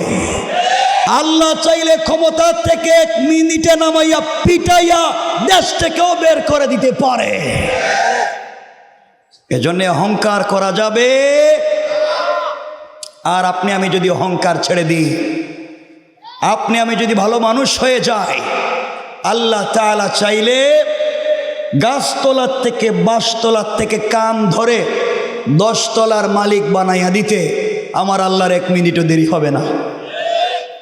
এলাকায় অনেক লোক আছে আজ থেকে 50 বছর আগে, যার ঘর ছিল না, টিনটা ছিল ভাঙ্গা, পলিথিন দিয়া থাকতো। আজ তার ছেলে মেয়ের ঘরে কোটি কোটি টাকা আছে না নাই? কে করেছে? এজন্য অহংকার করা যাবে। খারাপ পাইতেছেন আমারে? অহংকার যে শুধু আপনাদের ভিতরে আছে তা না। অহংকার আজকালকে অনেক হুজুরদের, আউয়ালান আমি আমার কথা বলতেছি, অনেক হুজুরদের ভিতরে অহংকার ঢুকে গেছে, ঠিক না? দেখবেন এদিকে যাচ্ছেন একজন বড় হুজুর, আপনি চিন্তা করেন একজন বড় হুজুর চলে যেতেছে, শুনছি বড় বড় হুজুরদের সঙ্গে মুসাফা করলে সগীরা গুনাহ মাফ হয়। এদিকে বড় হুজুর যাইতেছেন, আপনি গিয়ে সালাম দিলেন, হুজুর সালামের জবাব দেয় না, মাথা নাড়ায় কই ঠিক আছে না নাই? বড় হুজুরে বলছেন মুসাফা করে সগীরা গুনাহ মাফ হবে, হাত দিছেন, না না ও ঠান্ডা লাগতেছে, হাত দেন। মুসাফার সময় হাতে কিছু হাদিয়া দিয়েছেন, হুজুর আমার ছেলে আমেরিকার থেকে আপনার কিছু হাদিয়া দিয়েছে, থ্যাংক ইউ ভেরি গুড, আবার আইসো আরো দিও, যাও দোয়া থাকলো। কথা বলেন না কেন? কি শুরু করছেন এগুলা? কি হয়ে যাও মনে আছে তো, সামনে দিয়ে আরো কাজে লাগবে। আল্লাহর গোলামের 1 নাম্বার গুণ অহংকার করা যাবে না। আমি লম্বা করবো না, শুধু কথাগুলা বলে বলে যাই। আল্লাহর গোলামের 2 নাম্বার গুণ আমার আল্লাহ বলছেন, ওয়াইদা খাতাবাহুমুল জাহিলুনা ক্বালু সালামা। আল্লাহ রাব্বুল ইজ্জত ওয়াল জালাল বলছেন, মুসলমানেরা এই দুনিয়ার জমিনে যারা আমি আল্লাহর গোলাম দাবি করবে, আশিক রাসূল দাবি করবে, আমি আল্লাহর গোলাম নিজেকে মনে করবে বান্দারে, আল্লাহর গোলামের 2 নম্বর গুণ হলো, আমার গোলামকে কেউ গালি দিলে গোলাম গালির জবাব দিবে না, আঘাত করলে আঘাতের জবাব দিবে না, আমার গোলামকে মারলে মারির জবাব দিবে না, বরং আমার গোলামকে কেউ যদি গালি দেয়, আমার গোলাম গালির জবাবে গালি না দিয়া ওই ব্যক্তির জন্য শান্তি আর সালামতের দোয়া করে যায়। পড়েন সুবহানাল্লাহ। তাহলে আল্লাহর গোলামের 1 নম্বর গুণ অহংকার করা যাবে, বলেন যাবে। 2 নম্বর কাউকে গালি দেওয়া যাবে। কেউ যদি গালি দেয়, আল্লাহ বলছেন খাতাবাহুমুল জাহিলুন ক্বালু সালামা, এদের সালাম দাও, শান্তির দোয়া করো, সরে যাও। এই জন্য আমরা কাউকে গালি দিব, আমাদেরকে কেউ গালি দিলে আমরা তার জন্য শান্তির দোয়া করব। কিন্তু আল্লাহ তাআলা কোরআনের আরেক জায়গায় এই কথাটাকে শক্ত করছেন, ইল্লাল্লাযীনা তাবু মিন ক্বাবলি আন তাকদিরু আলাইহিম, তোমরা এদেরকে ধরো, পাকড়াও করো, আন তাকদিরু আলাইহিম, যদি তারা তওবা করে ফিরে আসে, ইল্লাল্লাযীনা তাবু মিন ক্বাবলি আন তাকদিরু আলাইহিম, তোমরা পিটাবার আগে যদি তওবা করে তাইলে মাফ, তোমরা দইরা মাইর দেওয়ার পরে যদি তওবা করে ভুল হইছে, এইটা না, তওবা করে যদি ভুল হইছে বলে তোমরা ধরার আগে তাইলে মাফ, নচেত যে অন্যায় করেছে যেভাবে তার শাস্তি পাওয়া দরকার সেভাবে। কথা বলেন না কেন? তাইলে আল্লাহ তাআলা বলছেন কেউ গালি দিলে গালি দিব না, বিনিময় কি দিব? সালাম। বলেন না। এখন আসছি একটু সামাজিক কথায়। আপনারা সালাম দেননি? মিথ্যা কথা বললেন না, বলেন সালাম দেননি? বউরে সালাম দেননি? কিছু কয় না এরা? অনেকে তো বিয়ে করছেন। আল্লাহ রাসূল সাল্লাল্লাহু আলাইহি ওয়াসাল্লাম হাদিসে বলছেন, কোন স্ত্রী যদি স্বামীকে সালাম দেয়, স্বামী যদি স্ত্রীকে সালাম দেয়, আল্লাহ তাআলা এই ঘরে 100 থেকে 300টা বারাকাতের দরওয়াজা খুলে দিবেন। আর মেশকাত শরীফ অধ্যায়ের নাম বাবু তিব্বে ও রেখাক, ডাক্তার এবং ডাক্তারি। আল্লাহর রসুল বলেছেন কোন স্ত্রী যদি স্বামী যদি স্ত্রীকে আওয়াজ করে, মোটা আওয়াজে সালাম দেয়, তাদের হার্ট এবং কিডনিতেও যদি কোনো রোগ থাকে আল্লাহ চাহে তা থেকেও ক্ষমা করে দিবেন। সুবহানাল্লাহ জুড়ে বলেন। এজন্য সালাম দিতে হয়। আম্মা জান আয়েশা সিদ্দিকা রাদিয়াল্লাহু তাআলা আনহা বলেন, ওয়াল্লাহি আল্লাহর জাত ও সিফাতের শপথ, আমি আমার জিন্দেগিতে আমার স্বামী আমাদের আখা রসুলের পাকে আগে সালাম দিতে পারি নাই, বরং নবীজি গড়ে আসার অনেক দূরে থাকতে আমাকে সালাম দিতেন। না সুবহানাল্লাহ, এটা আগামী বছর কইেন, আর জোরে বলেন না সুবহানাল্লাহ। আম্মা জান আয়েশা বলেন, মাঝে মাঝে আমি ঘরের কর্নারে, ঘরের দরজার চিপায় লুকিয়ে থাকতাম, পর্দার আড়ালে দাঁড়িয়ে থাকতাম, নবীজি ঘরে আসলে আমাকে পাবেন না, আয়েশা বলে ডাক দিবেন, আর আমি ঘরের দরওয়াজা খুলে দিয়া পর্দা সরাইয়া ঝাপটি মেরে তাকে জড়িয়ে ধরে তার কপালে চুম্বন দিয়া আমি সর্বপ্রথম তাকে সালাম দিব।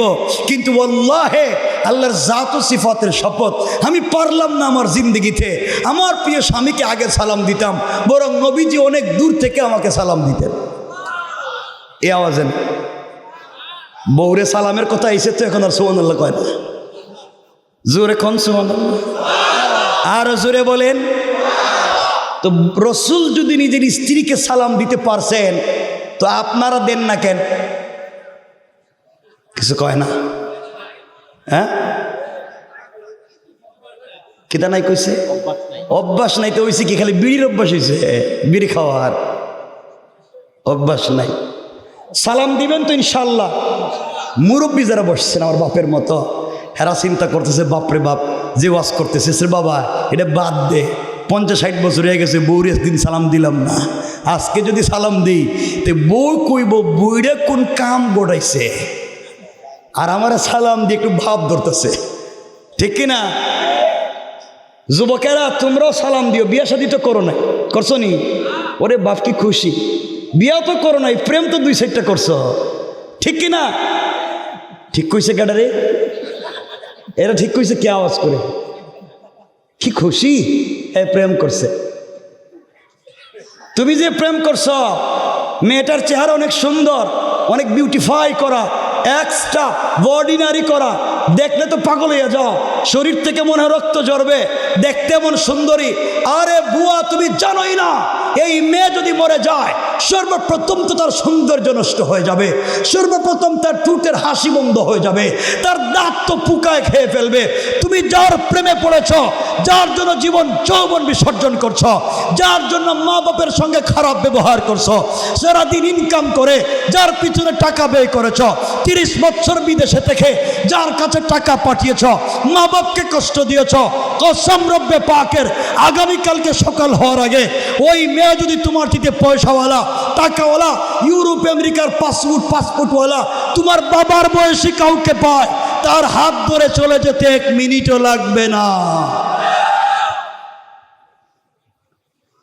আল্লাহ তাআলা তো ডাক দিয়ে বলছেন, ইয়া আইয়ুহাল ইনসান, এই মানুষ তোদের কি হয়েছে? মা গাররাকা বিরব্বিকাল কারীম, কে তোদেরকে ধোঁকা দিয়েছে আমার মতো মহান রব থেকে? অথচ আল্লাযী খালাকাকা, আমি তোরে বানাইছিলাম। কথা কি বুঝছেন? কথা তো কথা, আমি বেশ কষ্ট হচ্ছে না আপনাদের? অসুবিধা হচ্ছে না তো? যুবক, কার প্রেমে পড়েছ, যার জন্য জীবন যৌবন বিসর্জন করেছ, আজ তুমি দেখবেন বিয়ের আগে অনেক সন্তান আছে মা বাপকে দেখতে পারে, বিয়ের পরে মা বাপকে ভাল লাগে না, মারে কোনোদিন আম্মা কয় না, বাপরে বাপ কয় না, শাশুড়িরে গিয়া কো আম্মা আপনি আঙ্গুর খাইবেন না আপেল খাইবেন? কথা কন না কে রে? নিজের বাপরে পয়সাও দেয় না, শ্বশুরে গিয়া কো আঙ্গুর খাইবেন না আপেল খাইবেন।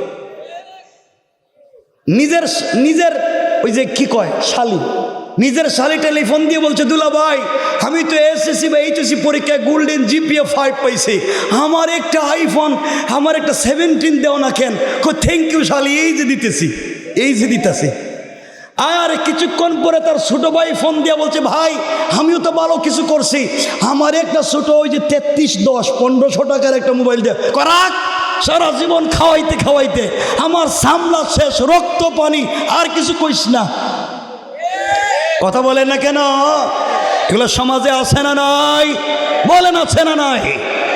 আজকালকে অনেক ছেলে আছে বিয়ের আগে মারে জিগে আম্মা তুমি কেমন আছো, বাপ কেমন আছো, সবাইকে ঠিকমতো খবর নেয়, দেখে বিয়ের পরে ব্যাংকের অ্যাকাউন্ট করে শ্বশুর বাড়ির নামে।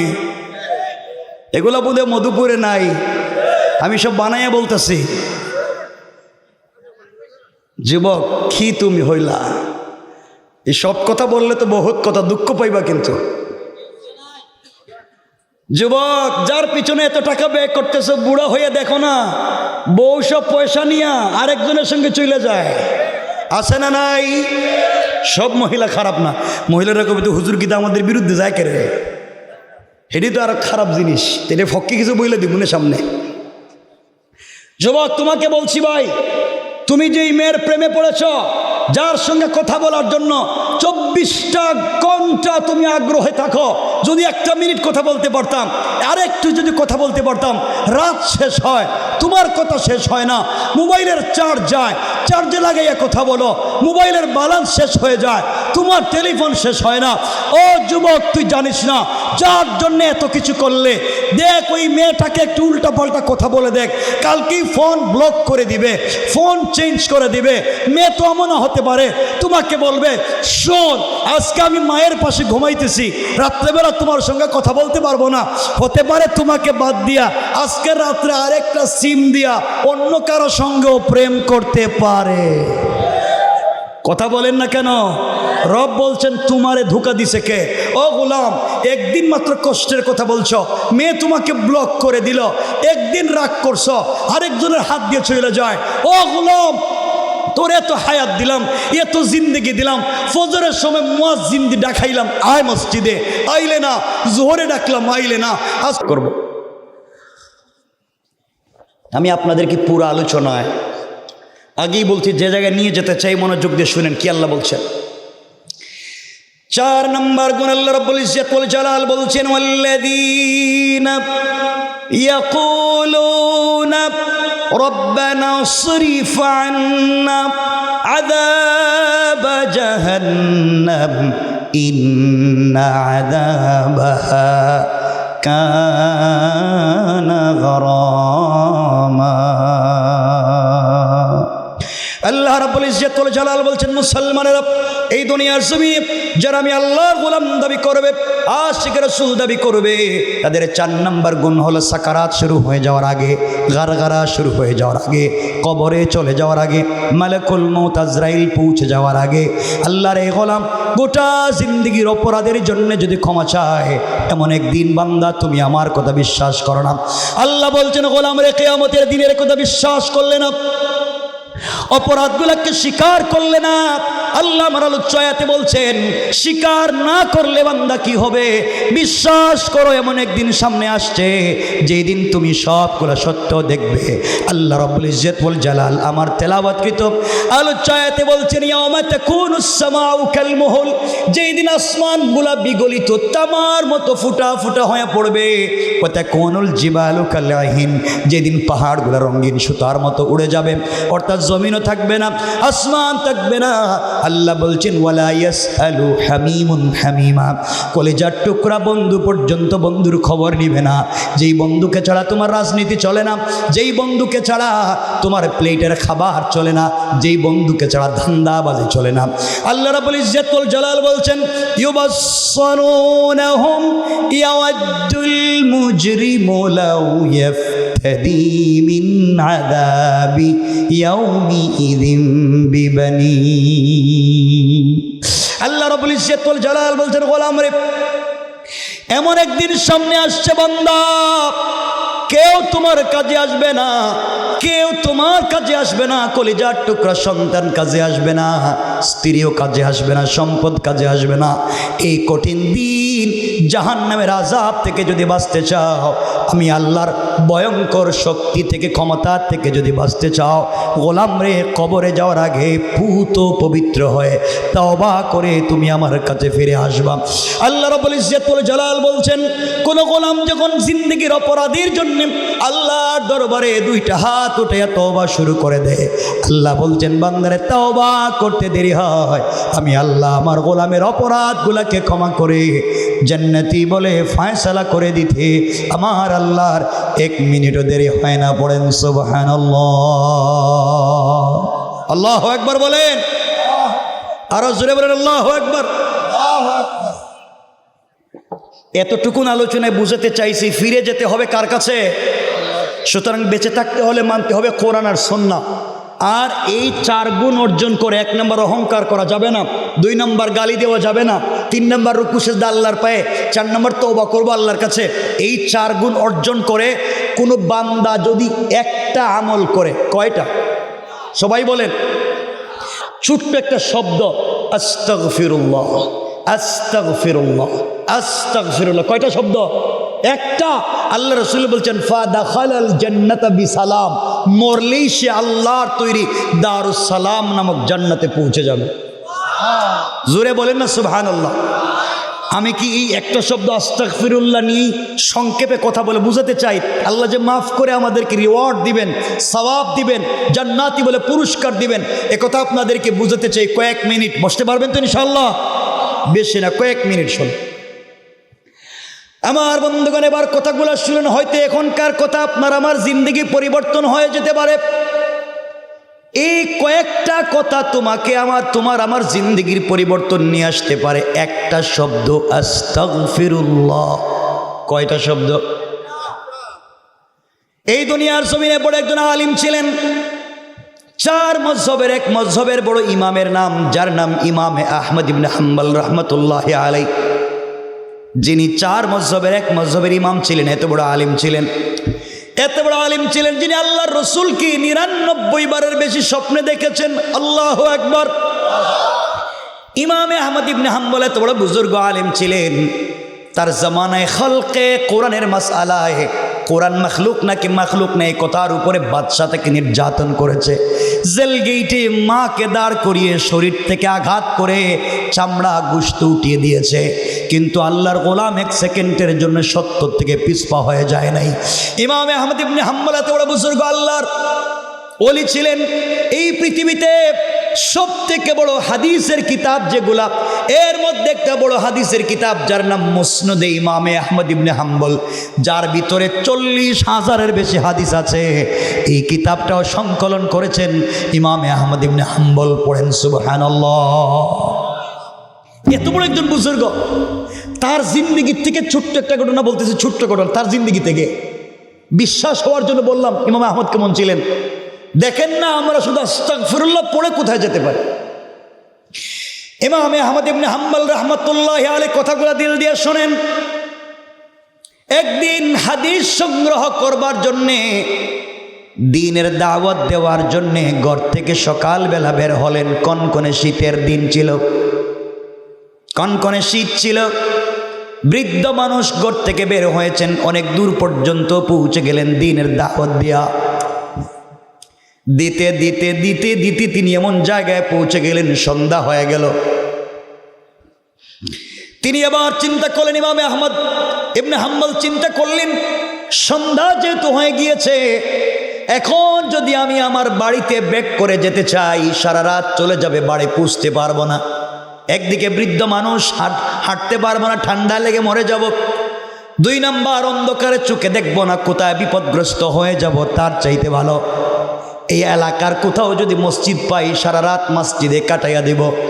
সকালবেলা যখন সূর্যের আলো মিটমিট করে জ্বলবে, ওই আলোতে ঠান্ডাও কেটে যাবে, আমিও হেঁটে হেঁটে বাড়িতে চলে যাব।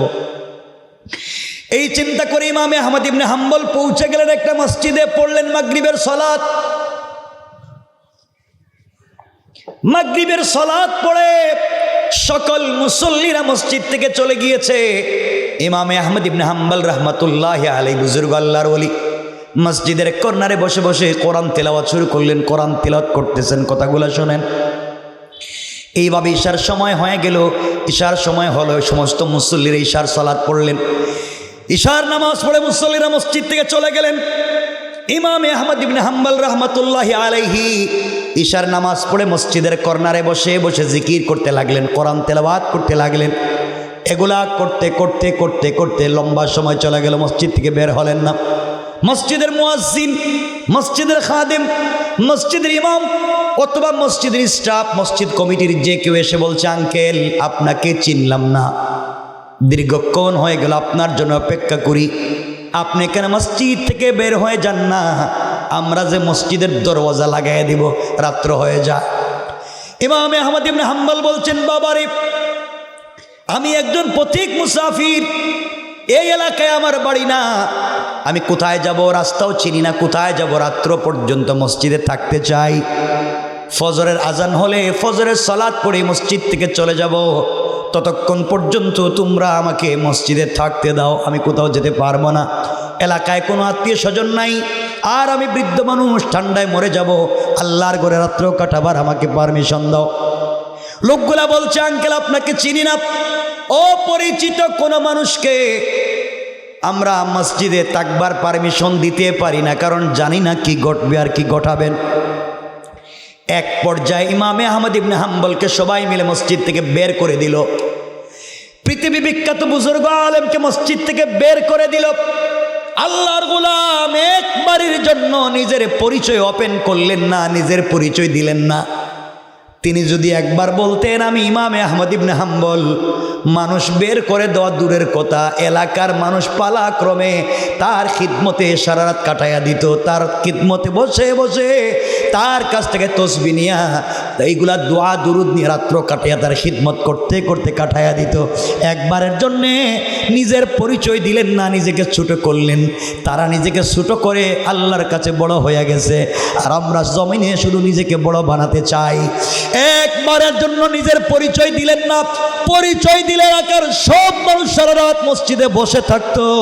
ওই জায়গায় ইমামে আহমদ ইবনে হাম্বল না হয় আমরা যদি হইতাম, অথবা আমি হইতাম, আমাদের মধ্যে কেউ হইতো, আর আমাদেরকে কেউ এভাবে বের করে দিতে চাইতো, সাথে সাথে পকেট থেকে কার্ড বের করে বলতাম, এই যে আমার কার্ড, দেখেন আমি কত বড় বল্টু মিয়া, পুরা দুনিয়ার মানুষ আমারে চিনে, তোমরা আমারে চিনলা না, বের করে দিলা, কার্ড বের করে দিতাম। এই জন্য আমরা নিজেরা বড় বানাতে চাই, আল্লাহ আমাদেরকে ছোট বানাইয়া দেয়, আর আল্লাহ তাদেরকে বড় বানাইয়া দিয়েছে, কারণ তারা নিজেকে আল্লাহর সামনে ছোট বানাইয়া দিয়েছে। কথা বলেন ঠিক কিনা? কথাগুলো দিল দিয়া বুঝেন কি বলতে চাই, কথাগুলো শুনেন, জীবনে কোথায় কাজে লাগবে দেখেন। ইমামে আহমদ ইবনে হাম্বল রাহমাতুল্লাহি আলাইহি কিছুক্ষণ পরে হাঁটতে লাগলেন। হাঁটতে হাঁটতে বাজারের এমন একটা জায়গায় পৌঁছে গেলেন, দীর্ঘ লম্বা বাজার, কনকনে শীত, কুয়াশা পড়ে দেখা যায় না। কিছু দূর যাওয়ার পরে দেখেন বাজারের সবগুলা দোকান বন্ধ, গভীর রজনী হয়ে গিয়েছে। বাজারের মধ্যখানে ঝুপড়ি করে ভাঙ্গে একটা দোকান খোলা, দোকানের ভিতরে একটা যুবক দাঁড়িয়ে আছে, আর দোকানের চুলার মধ্যে আগুন জ্বলতেছে। আস্তে আস্তে কাছে পৌঁছে গেলেন, কাছে গিয়ে সালাম দিয়া যুবককে জিজ্ঞেস করলেন, বাবা আমি একজন পথিক মুসাফির, আমার বাড়ি এলাকায় না, অনেক দূর থেকে সফর করে এসেছি, রাত্র হয়ে গিয়েছে, থাকবার কোনো জায়গা নাই, যাবার কোনো জায়গা নাই, রাত্র হয়েছে, আমি রাস্তাও চিনি না, তোমার দোকান কতক্ষণ পর্যন্ত খোলা থাকবে আমি জানতে চাই। যুবক ডাক দিয়া বলছে, আঙ্কেল আপনি নিশ্চয় নতুন এসেছেন, এই বাজারে আমি 30 বছর থেকে দোকানদারি করি। এই বাজারের সবগুলা দোকানই ফজরের পরে দোকান খুলে মাগরিবের আজান হলে বন্ধ করে দেয়, আর একমাত্র কেবলমাত্র শুধুমাত্র আমি দোকানদার, মাগরিবের আজানের পরে দোকান ওপেন করি, ফজরের আজান পর্যন্ত দোকান খোলা রাখি, ফজরের আজান হলে দোকান বন্ধ করে সালাত পড়ে বাড়িতে চলে যাই। এই রাত্রবেলা কি করো? যুবক বলছে, আঙ্কেল এই বাঙ্গা দোকানে ঝুপড়ি করে আমি রুটি বানাই, রুটি বিক্রি করি, রাত্রবেলা কিছু কাস্টমার এসে আমার কাছ থেকে রুটি নিয়ে যায়, এটাই আমার কাজ। আঙ্কেল আপনি কোত্থেকে আসছেন, আমার কাছে কি চান? এবার ইমাম আহমদ ইবনে হাম্বল বলছেন, বাবারে সারা রাত অবধি যদি তোমার দোকান খোলা থাকে, আমি কি সারা রাত তোমার দোকানের সামনে দাঁড়ায়া দাঁড়ায়া তোমার চুলার থেকে আগুন পোহাতে পারবো, তাপ নিতে পারবো, যার মাধ্যমে শরীর থেকে ঠান্ডা কমবে? ফজরের আজান হয়ে গেলে আমিও তোমার মতো চলে যাব।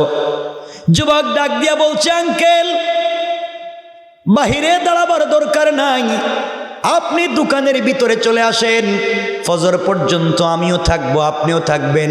কথাগুলো এবার বুঝবেন, মনোযোগ দিয়ে শোনা মুসলমান কি বলতে চাই। যুবকের দোকানে পৃথিবী বিখ্যাত বুজুর্গ আলিম ইমামে আহমদ ইবনে হাম্বল পৌঁছে গেলেন। দোকানের ভিতরে গিয়া নিজেকে আর সামলিয়ে রাখতে পারলেন না। যুবকও চিনে না, তিনিও যুবককে চিনেন না। দোকানের ভিতরে গিয়ে বুজুর্গ আলেম আর নিজেকে সামলিয়ে রাখতে পারলেন না। তাকাইয়া দেখেন যুবকটা রুটি তৈরি করবার জন্য যখন খামির বানায়, রুটি তৈরি করবার জন্য আটা ময়দা একত্রিত করে, তখনও যুবক পড়ে আস্তাগফিরুল্লাহ, ওই একটা শব্দ পড়ে আস্তাগফিরুল্লাহ। রুটি কমপ্লিট হয়ে গেলে আবার পড়ে আস্তাগফিরুল্লাহ। রুটি তৈরি করে যখন চুলার মধ্যে দেয় তখনও পড়ে আস্তাগফিরুল্লাহ। রুটি কমপ্লিট হয়ে গেলে নির্ধারিত জায়গায় রাখে, আবার পড়ে আস্তাগফিরুল্লাহ। কেউ যখন তার কাছে রুটি কিনতে আসে আবার পড়ে আস্তাগফিরুল্লাহ। কেউ যখন তারে টাকা দেয় নির্ধারিত জায়গায় টাকা রাখে, আবার পড়ে আস্তাগফিরুল্লাহ।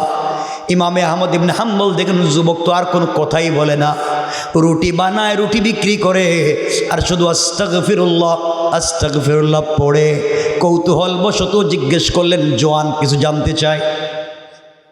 যুবক জবাব দাও, কোনো কথা বলছো না, আস্তাগফিরুল্লাহ পড়ো, কারণ কি জানতে পারি?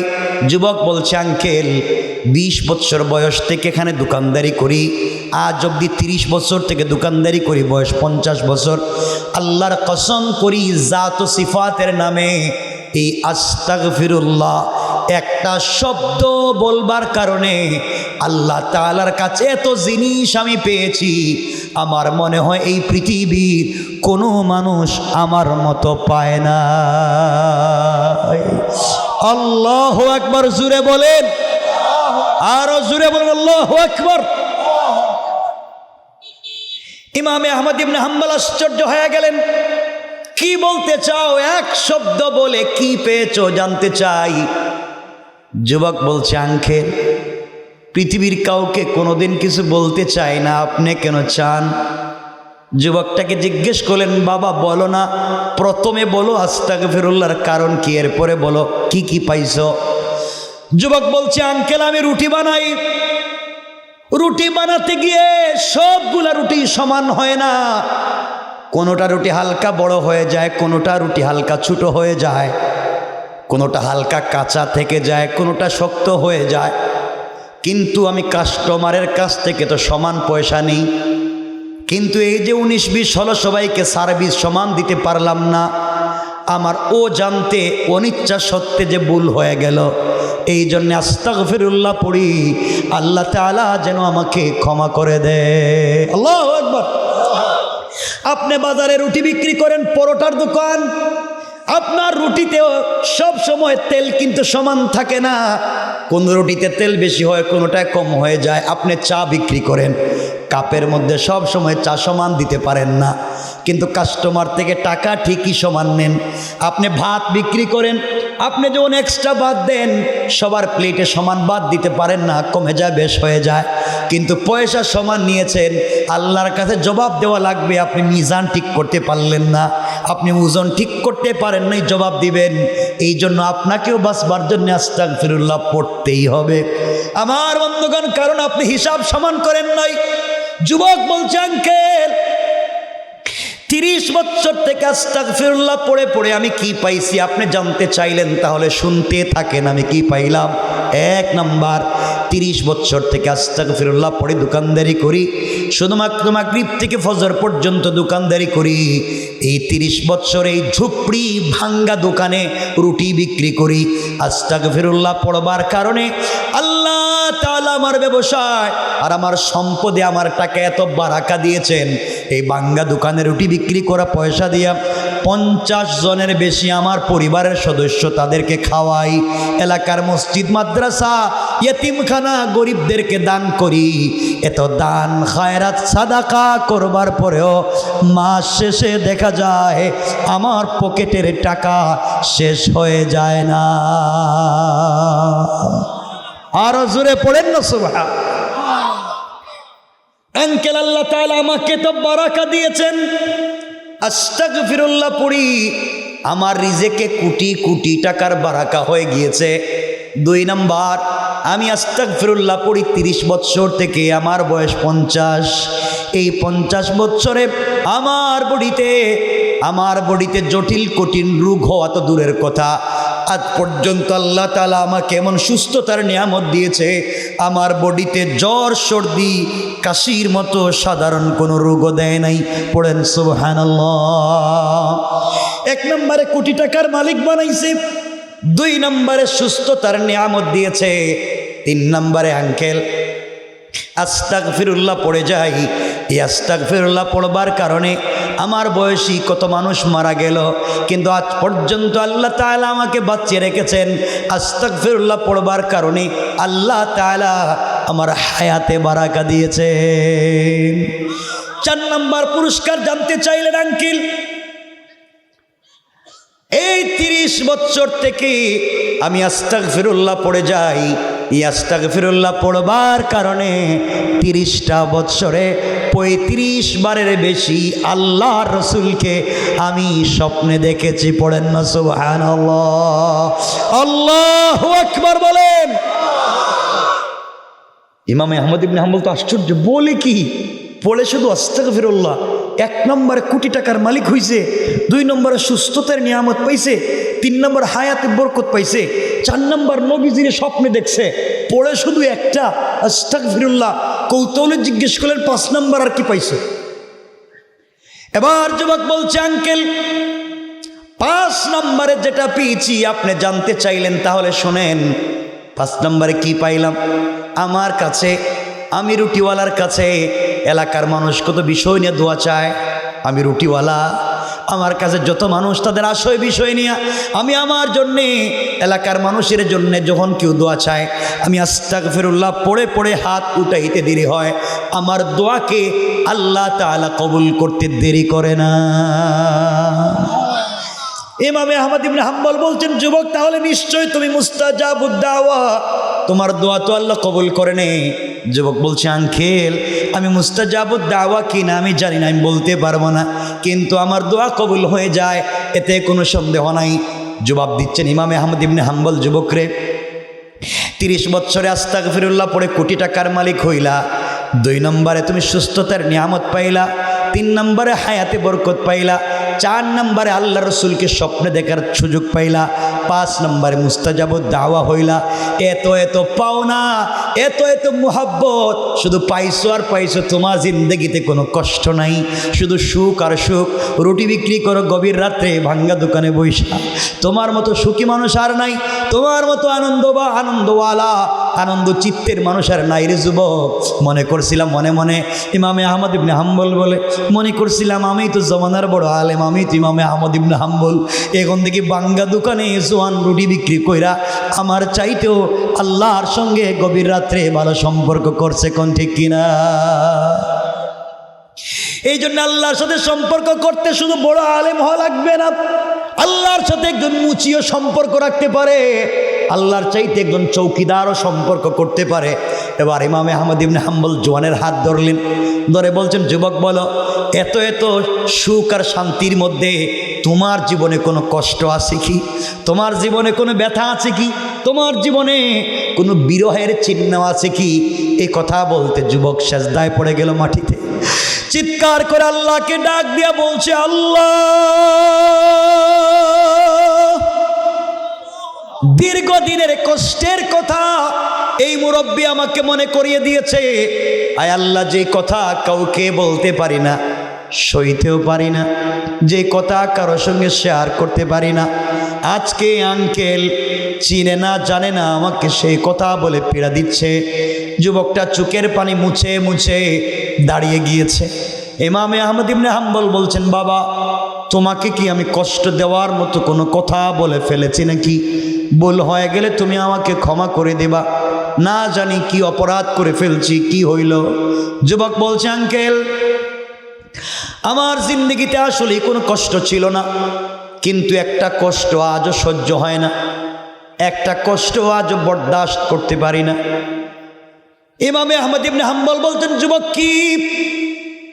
জোয়ান ডাক দিয়া বলছে, আঙ্কেল এই জিন্দগিতে 30টা বৎসরে আল্লাহর কাছে যা চাইছি রুটিওয়ালাকে কখনো ফিরাইয়া দেয় না। আল্লাহ আমাকে কোটি টাকার মালিক বানাইছেন, সুস্থতার নিয়ামত দিয়েছেন, হায়াতে বারাকা দিয়েছেন, নবীজিকে স্বপ্নে দেখার সুযোগ দিয়েছেন। আল্লাহ আমার সবগুলা দোয়াকে কবুল করছেন, সব ঠিক। কিন্তু আমার জীবনের সব থেকে বড় দুঃখ হলো আমি এত এত জিনিস পাওয়ার পরে আজকে এতদিন থেকে আল্লাহর কাছে ছোট্ট একটা দোয়া করি, ছোট্ট দোয়া সব কবুল করে, কিন্তু আমার এই ছোট দোয়াটা কবুল করে না। কি অপরাধ আল্লাহর কাছে জানি না, এত দোয়া কবুল হয়, আমার সেই দোয়া কবুল হয় না। ইমামে আহমদ ইবনে হাম্বল বলছেন, বাবা তোমার ব্যথাটা আমারে বলো, কি দোয়া? যুবক হাউমাউ করে কান্দে আর ইমামে আহমদ ইবনে হাম্বলকে জড়াইয়া বলতেছে, আঙ্কেল চিনি না জানি না, আজ আপনার কাছে সত্য কথাটা বলে দিই। এতদিন থেকে আল্লাহর কাছে দোয়া করে আর বলি, আল্লাহ সবই তো দিছো, টাকা পয়সা দিছো, কি দেও নাই সব দিছো। আমি তোমার কাছে এতদিন থেকে দোয়া করি, কিছুক্ষণ আগে 2 রাকাত সালাত পড়ে আস্তাগফিরুল্লাহ করে করে দোয়া করছে আর বলছে, আল্লাহ আমার মনের তামান্না, আমার মনের আশা এই জামানার সব থেকে বড় আলিম ইমামে আহমদ ইবনে হাম্বলকে একটা নজর দেখব। আল্লাহু আকবার, আর জোরে বলেন আল্লাহু আকবার। 30টা বৎসর থেকে মনের ভিতরে একটা আশা নিয়ে বসে আছি, ইমামে আহমদ ইবনে হাম্বলকে দেখব, একদিন তার কাছে যাব, তার কাছে গিয়ে দোয়া নিব, তার খিদমতে বসবো। ও আঙ্কেল 30টা বৎসর থেকে দোয়া করি, আল্লাহ এত এত দোয়া কবুল করে, কিন্তু ইমামে আহমদ ইবনে হাম্বলকে দেখবার সুযোগ নাই। আজও আমি দেখতে পারলাম না, না জানি আজ না হয় কাল, কোন দিন জানি মরে যাই, কিন্তু এত দোয়া কবুল করে, কিন্তু এই দোয়া কবুল হয় না, আফসোস নিয়ে মরে যাব। ইমামে আহমদ ইবনে হাম্বল আর নিজেকে সামলিয়ে রাখতে পারলেন না, বলে কি এবার তিনি বুঝতে পারলেন আল্লাহ তাআলা কেন তাকে ঘর থেকে বাইর করে। হাঁটাইয়া হাঁটাইয়া এই বুড়া মানুষে মসজিদ থেকে তালাইয়া দিয়া সারা রাত অন্ধকারের মধ্যে বাজারে রাইখা যুবকের কাছে আনছে। আল্লাহ বুঝাতে চাই ইমামে আহমদ ইবনে হাম্বল রে, এই যুবক দেখবার জন্য তোমার বাড়িতে যাওয়ার দরকার নাই, তুমি এই যুবকটাকে দেখে আসো, আমাকে পাঠাইয়া দিয়েছেন। এবার ইমামে আহমদ ইবনে হাম্বল যুবকটাকে জড়াইলেন আর চোখের পানি ছেড়ে ডাক দিয়া বলছেন, যুবক তুমি ইমামে আহমদ ইবনে হাম্বলকে দেখতে চাও, আর আল্লাহ তাআলা আজকে ইমামে আহমদ ইবনে হাম্বলকে ঘর থেকে বের করে সারা রাত দিন রাস্তায় হাঁটাইয়া হাঁটাইয়া অন্ধকারে বাজারে আইনা কিছুক্ষণ আগে তোমার দোকানের সামনে দাঁড় করাইয়া এখন যেই মুরব্বী বুড়া মানুষটা তোমারে জড়াইয়া ধরে কাঁদতেছি, আমি আর কেউ না, আমি হলাম সেই ইমামে আহমদ ইবনে হাম্বল। পড়েন না আল্লাহু আকবার, আরো জোরে বলেন আল্লাহু আকবার। ও যুবক, তুমি আস্তাগফিরুল্লাহ পড়ে এত দূর পৌঁছে গিয়েছো, দেখার জন্য আমার বাড়িতে যেতে হয় নাই, আল্লাহ তাআলা সিস্টেম করে তোমার কাছে আমাকে পাঠাইয়া দিয়েছে। যাওয়ার সময় যুবক রে, তোমাকে আরেকটা উপদেশ দিয়া যাই, তুমি তো সব পাইছো, কোটি টাকার মালিক হইছো, হায়াতে বারাকা পাইছো, সুস্থতার নিয়ামত পাইছো, নবীজিরে স্বপ্নে দেখছো, আর সবগুলা দুয়ারে কবুল করাইছো। সিদ্দিকে আকবর থেকে খুব বেশি বর্ণনা পাওয়া যায় না, ছোট্ট একটা বর্ণনা। আল্লাহর রসুল বলছেন, কেউ যদি প্রতিদিন কমপক্ষে 1 থেকে 21 বার, 1 থেকে 300 বার আস্তাগফিরুল্লাহ পড়ে, আল্লাহর রসুল বলেছেন মৃত্যুর সময় তার কালিমা নসিব হয়ে যাবে। ইন্তেকালের পরে আল্লাহর রসুলের নিজ হাতে হাউজি কৌসারের পানি পান করে আল্লাহর রসুলের সঙ্গে সেও জান্নাতে পৌঁছে যাবে। পড়েন সুবহানাল্লাহ।